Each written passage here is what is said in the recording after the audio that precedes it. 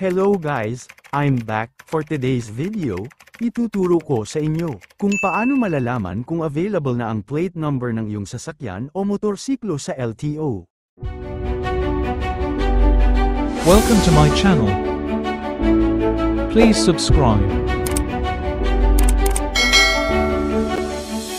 Kung masyadong hectic ang schedule mo o hindi ka makapunta ng personal sa office ng LTO para makapag-update ng iyong plate number, meron akong isang paraan na alam para malaman kung available na ang iyong plaka. Yan ang ituturo ko.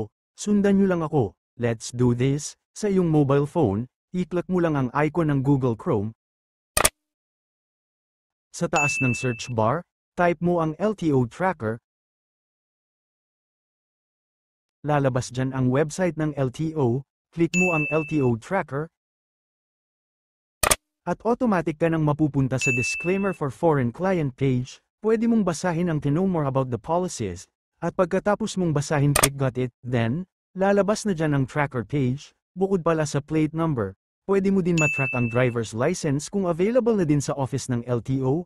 Since ang content ko ay for plate number, tuloy-tuloy lang tayo. Click lang ang plate number option. Type mo lang ang plate number ng iyong sasakyan or motorsiklo. Then, click ang small box sa ilalim.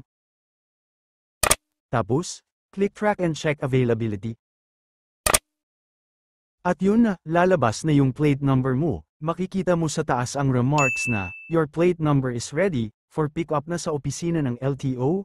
Reminder lang, kung saan ka nag-apply ng plaka, dun mo siya kukunin.